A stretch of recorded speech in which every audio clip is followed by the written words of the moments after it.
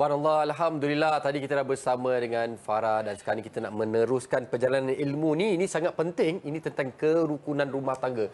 Perkara ini amat sensitif. Kalau saya sebut ni barangkali para penonton mungkin ada rasa geram kat saya. Tapi itulah hakikatnya tentang poligami ni.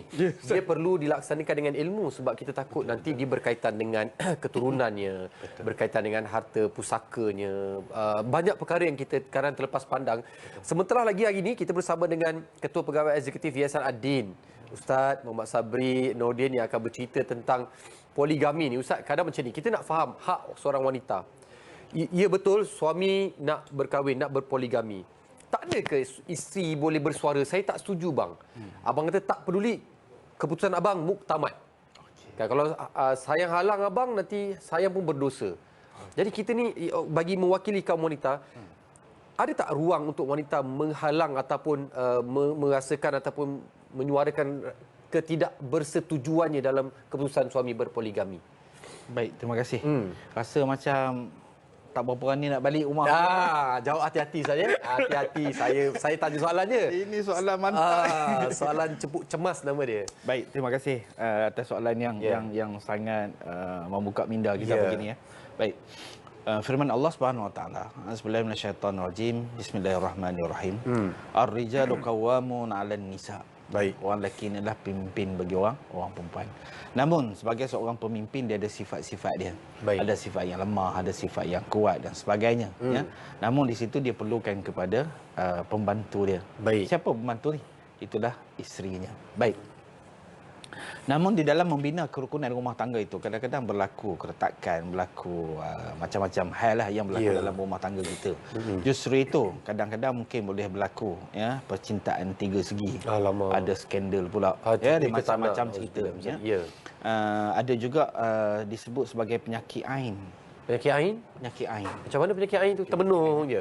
Itu kalau termenung tu nak kahwin lain, Ustaz. Baik, penyakit ain. Ini ada satu cerita. Kalau sempat saya cerita. Silakan. Cerita ringkas je ya. Ada satu isteri ni ya. Bukan isteri saya, bukan isteri tuan. Jangan Ustaz. Jangan. Ini kisah benar ke ni? Kisah benar. Silakan.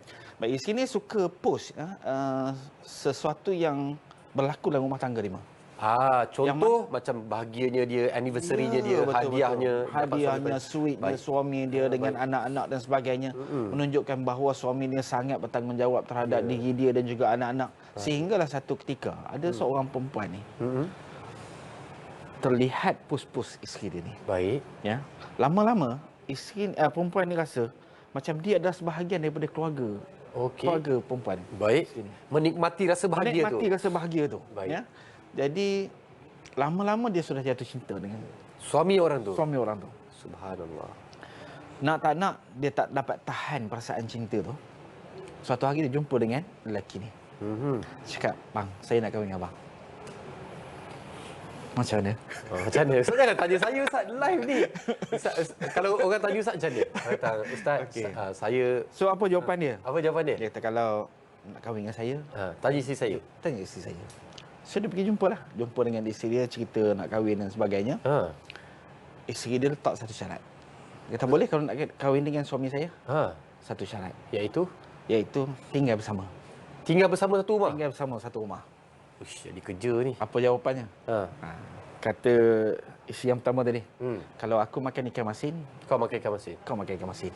Kalau aku makan ayam, kau makan ayam. Faham? Maknanya senang sama senang, susah sama susah. Adil lah. Adil. Baik. Last sekali, setuju kahwin. Alhamdulillah, rezeki dia. So isteri yang pertama ni datang meminang dan saya yang nikahkan pasangan berkenaan. Ustaz terlibat? Terlibat. Baiknya isteri pertama, subhanallah. Waktu akad nikah tu isteri pertama ada di sebelah. Allahu Akbar. So nak ceritanya apa? Bagi isteri-isteri di luar sana ya, rajin-rajinlah post tentang kebaikan suami anda. Mudah-mudahan suatu hari anda akan dapat payung mas. Ya Allah. Jadi itu bagi isteri yang redha, bagi isteri yang setuju. Bagaimana pula jika sekiranya waktu nak akad nikah itu, isteri meletakkan syarat, "Bang, kalau abang nak kahwin dengan saya, ya, maka abang tidak boleh berpoligami." Maka apakah hukum pada pandangan agama kita? Baik. Maklum, faham. Untuk makluman kita bersama bahawa bagi seorang perempuan, kalau dia dari awal memang tak setuju untuk berpoligami, ya, sama ada yang datang itu bagaimana sifat sekalipun, ya, kalau dia tak setuju, maka dia harus meletakkan syarat bukan ketika akad ataupun selepas akad. Dia mesti sebelum akad. Mesti sebelum akad. Oh, maksudnya kalau katalah nak berumah tangga, katalah yang Waktu sesi meminang tu terus bagi tahu. Meminang itu terus dia bagi tahu. Okey. Abang, tuan kalau nak kahwin dengan saya, maka saya letakkan syarat tidak boleh berkahwin dengan isteri yang lain selama mana saya mampu untuk melaksanakan tanggungjawab Tugas sebagai saya. isteri. Sebagai isteri. Masya-Allah, boleh Ustaz? Boleh, itu harus. Baik. Tapi ingat ya, harus tadi adalah sebelum daripada akad. Begitu juga jika sekiranya perempuan ni tadi, dia tak boleh keluar daripada rumah. Dia kalau boleh nak duduk di rumah berkenaan lah, ataupun nak duduk di kampung berkenaan. Maka waktu meminang itu dia boleh letakkan syarat siap-siap. Maka itulah hukumnya harus. Harus. Harus. Kalau dilanggar apa jadi? Kalau dilanggar, maka isteri ni tadi harus ketika itu untuk memohon fasah. Itu hak dia. Berbeza jika sekiranya seseorang itu dia meletakkan syarat ketika akad. Maka meletakkan syarat ketika akad, kata sebahagian fuqaha bahawa syarat berkenaan adalah lara. Lara maknanya tak terpakai. Tak terpakai. Baik. Maka lepas itu kalau suami dia langgar, ya, nikah lain juga, sama ada senyap-senyap ke, terbuka ke dan sebagainya, maka isteri tidak ada hak untuk mohon fasah atas sebab suami berkahwin lebih daripada seorang. Tak berhak kalau tak meletakkan syarat. Ya. Kalau tak syarat boleh. Kalau letak syarat waktu meminang boleh. Kalau Ada nak kena hitam putih Ustaz? itu lebih baik. Itu lebih baik. Maksudnya suami pun sign, bapa mertua atau bapa wanita pun begitu letak syarat, bapa yang patut wali mungkin barangkali yang sesuai untuk bercakap. Ya, betul. Oh begitu. Subhanallah. Baik. Jadi ini memberi satu peluang. Hari ini kita bincang awal-awal tadi macam panas aja kan. Ya. Tapi sebenarnya dia membuka peluang kepada para wanita. Inilah pentingnya ilmu. Inilah pentingnya ilmu. Jadi kalaulah ada orang nak datang meminang dan dia tidak bersedia untuk berpoligami, maka letak syarat siap-siap waktu meminang. Udah nikah macam ni, tak ada dah. Tak ada dah. Selamat tinggal lah. Selamat tinggal. Selamat Tidur tinggal, luar Masya malam ni nampak. Tapi katanya. syukur alhamdulillah. Ini yang kita belajar daripada Yayasan Ad-Din sini, mendidik dan mengajar orang ramai tentang ilmu. Ustaz memang juru nikah? Saya penolong pendaftar nikah. Masya-Allah. Jadi di luar sana bukan minta rujuk untuk bernikah satu lagi, bukan. Maksud saya adalah kalau kata nak tanya tentang munakahat, ilmu perkahwinan, boleh rujuk Boleh, Yayasan boleh, Ad-Din. insya-Allah. Masya-Allah. Bercakap tentang Yayasan Ad-Din, mungkin boleh cerita sikit latar belakang Yayasan Ad-Din ni. Baik, Yayasan Ad-Din merupakan sebuah badan pertubuhan bukan kerajaan. Kita NGO. Baik. Yang mana kita adalah melaksanakan ataupun mengimarahkan harta wakaf daripada masyarakat untuk kita jalankan ma'had tahfiz. Setakat hari ini kita ada 26 buah ma'had tahfiz. Daripada peringkat sekolah rendah, tahfiz menengah rendah, tahfiz menengah atas, tahfiz vocational dan juga program pengajian tinggi tahfiz. Iaitu kita ada program tahfiz diploma tahfiz Al-Quran dan juga Al-Qiraat. Alhamdulillah program diploma ini ialah kita bekerjasama setakat ini satu-satunya ma'had tahfiz swasta yang ada kerjasama dengan Darul Quran Jakim untuk menawarkan program diploma tahfiz Al-Quran dan Qiraat. Belajar dengan kita, periksa dengan Darul Quran. Masya-Allah. Dan semalam alhamdulillah satu lagi mesyuarat kita dengan UPSI, Universiti Pendidikan Sultan Idris, untuk kita buat program diploma matematik. So pelajar-pelajar tahfiz ini dia belajar dengan kita, duduk dengan kita, ya, dan di samping dia belajar tahfiz, dia juga belajar subjek-subjek yang menjurus kepada program diploma matematik dengan Fakulti Sains dan Matematik UPSI. Alhamdulillah. Jadi anak-anak kita ni lepas daripada tahfiz, kalau dulu orang tanya, habis tahfiz nak pergi mana? Sekarang ni kita tanya, you nak kerja apa? So dengan diploma matematik dia boleh masuk dalam bidang engineering. Dia masuk dalam bidang accountant dan sebagainya. Ini peluang yang luas kepada anak-anak kita. Itu semalam kita bincang. Alhamdulillah, insya-Allah bulan 3 nanti kita akan laksanakan program ini. Baik. Setakat hari ini kita di Yayasan Ad-Din, selain daripada program diploma, kita telah berjaya untuk melahirkan seramai 1,279 pelajar yang telah khatam Al-Quran dan lulus ujian. Kita juga ada program prasyahadah. Prasyahadah 6 juzuk, 10 juzuk, 20 juzuk.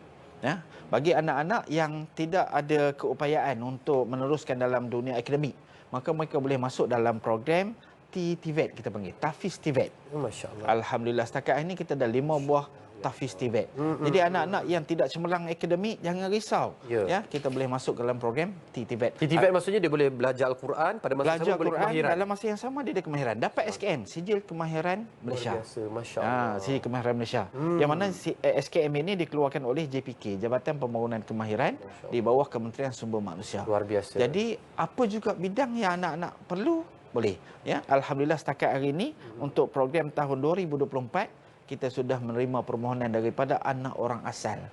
Baik. Orang asli kampung, orang asli kampung Tonggang. Ya, kampung nama Tonggang ya. Tonggang, Tapi ya. anak-anak alhamdulillah. Bagus. Ini hasil kerjasama kita Yayasan Ad-Din, Persatuan Ulama Malaysia Pusat dan juga Persatuan Ulama Malaysia Perak untuk melaksanakan program dakwah di kampung orang asli berkenaan, dan alhamdulillah anak-anak ini dah ada yang berminat untuk masuk program tahfiz kita. Subhanallah. Maksudnya kita berdakwah dan jadikan mereka pendakwah di tempat mereka semula. Di tempat nanti. mereka. Alhamdulillah di kampung Tonggang ini di Ipoh Perak ni. Ya.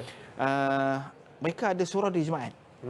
Imam Bilal Syiak di surau di Jumaat berkenaan adalah di kalangan orang asal. Subhanallah.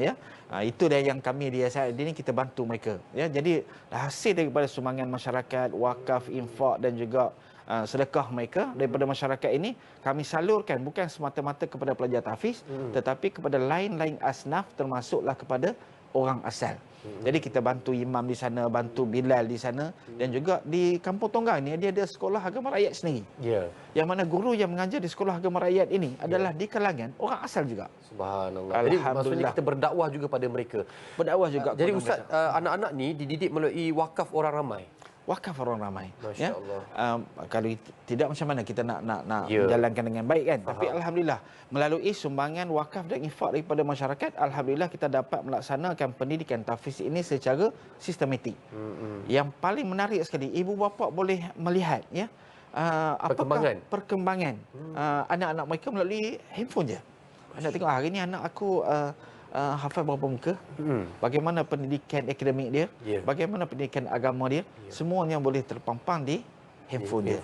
Jadi bagi ibu dan ayah yang nak masuk anak ke mak tahfiz boleh. Kita ada pelbagai program. Ada program STAM, ada program KBD, kurikulum bersepadu dini, ada tahfiz Tibet yang kita ceritakan sebentar tadi, dan bagi mereka yang tak ada anak, pengen benar dan nak juga dapat pahala, macam mana anak-anak tahfiz ni berjaya.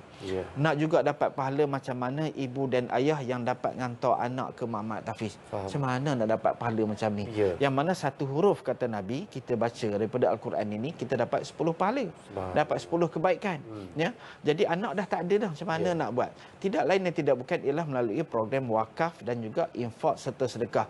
Ibu dan ayah yang menyumbang kepada kita melalui Yayasan Ad-Din ini, ya, yang mana daripada duit ini kita uruskan pendidikan mak tahfiz dengan sebaik mungkin, insya-Allah ibu dan ayah yang juga menyumbang ini dapat pahala yang sama. Masya-Allah, luar biasa. Tu kita nak fahamkan bagaimana caranya. Lepas tu tadi saya dengar ada 1279. Banyak cawangan Yayasan Ad-Din ni. Bagi semua orang boleh datang tengok ke, dan adakah nak menyumbang tu ada cara yang paling mudah? Okey. Untuk datang ke mak tahfiz ni boleh. Sama ada nak datang secara fizikal bersua muka pun boleh, sama ada nak datang melalui website pun boleh. Kita ada website kita mahattahfizaddin.edu.my. So boleh datang, tak ada masalah ya. Ataupun melalui Facebook, type je Mahat Tahfiz Al-Quran wal Qiraat Ad-Din. Ataupun type je Yayasan Ad-Din. Facebook ada, Twitter ada, apa lagi? Baik. Ya, macam-macam ada media sosial. Jadi anak-anak kita yang nak melihat ya bulan 3 nanti yang nak masuk ke Mahat Tahfiz kita boleh layari laman web kita dan isi secara dalam talian. Satu. Yang kedua, bagi anak-anak yang sedang belajar SPM ni, ya, belajar SPM ni lepas ni nak pergi ke mana? Boleh masuk ke Mahat Tahfiz kita untuk ambil program diploma. Ada diploma tahfiz Al-Quran dan juga Al-Qiraat, insya-Allah.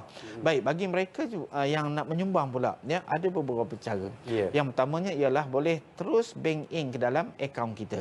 Ya, ada nombor akaun bank yang tertera di dalam kaca TV itu, ya. Boleh lihat situ. Alhamdulillah, insya-Allah. Simpan nombor ni baik-baik, ya. Catat dia dengan baik. Yang keduanya, ada juga tertera di kaca TV kita itu adalah QR code. QR code. Ada QR code. Ingat, QR code yang merah ini adalah untuk menyumbang secara one off. bila masa ada lapang je nak menyumbang, okey, scan je QR code ini, boleh terus kita menyumbang. Ada satu lagi ialah nak menyumbang secara bulanan. Ya, macam mana tu Ustaz? Nak menyumbang secara bulanan ini ada satu QR code yang warna hitam itu. Cuba tengok QR code warna hitam, cuba tengok. Yang nak menyumbang secara bulanan ni, ni. Yang ini. Ini bulanan nak pergi tiap-tiap bulan ke bank rasa susah benar. Ya, betul. Jadi yang ada kemudahan ini boleh scan dia dan juga isi borang maklumat dalam tu. InsyaAllah nanti setiap bulan ada sumbangan akan automatik, secara automatik. Ya. Jadi ini yang kita panggil sebagai tangan kanan yang menyumbang, tangan kiri tak tahu dah. Ya, tak tahu kita duit dah beri dah. Dah bagi dah. Ya. Silap-silap bulan kita dah tak ada duit pun jalan lagi menyumbang. Itu kalau akaun bank kita masih berjalan lah. InsyaAllah.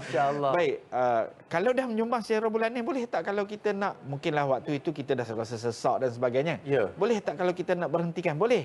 Ya, hubungi dengan kami balik, hubungi nombor saya pun boleh, 019-575-2956. InsyaAllah nanti saya akan bagikan panduan bagaimana kita nak hentikan daripada sumbangan bulanan itu. Boleh tak ataupun kata nak tambah pun boleh. Katalah nak buat potongan setiap hari sumbangan subuh, boleh? Boleh. Maksud kita beritahu tu nak potong setiap hari, katalah RM1, RM2 setiap hari. Ya, betul. Hari-hari dia akan potong. Hari-hari. Subhanallah. Jadi boleh pilih pukul berapa potong? Itu kena adjust teknikal lah. Kena adjust dengan bank lah. Baik. Masya-Allah. Ini adalah satu kelebihan yang kita bekerjasama dengan Bank Islam Malaysia Berhad lah. Baik. Jadi maknanya ini adalah transparent. Jadi bagi pewakaf, penyumbang dan juga pengifak di luar sana yang nak menyumbang kepada kita, ingat ya, selepas daripada kita buat sumbangan itu jangan lupa ya send ataupun hantar slip bank itu kepada kami. Ya, kerana apa? Kerana setiap tahun kami di Yayasan Adin ini perlu melaporkan semua sumbangan ini kepada dua pihak. Baik. Yang pertama kepada Majlis Agama Islam dan Adab Melayu Perak. Baik. Yang kedua ialah kepada Lembaga Hasil Dalam Negeri. Sangat telus. Kami kena buat laporan. Bagus. Ya. Kenapa dengan Majlis Agama Islam Perak? Kerana kita mendapat kebenaran memungut derma daripada majlis agama. Baik. Jadi setiap tahun tu majlis agama akan tengok, ya, okey, tahun ni Yayasan Adin dah kutip sumbangan berapa, dan ke mana sumbangan itu disalurkan. Ya.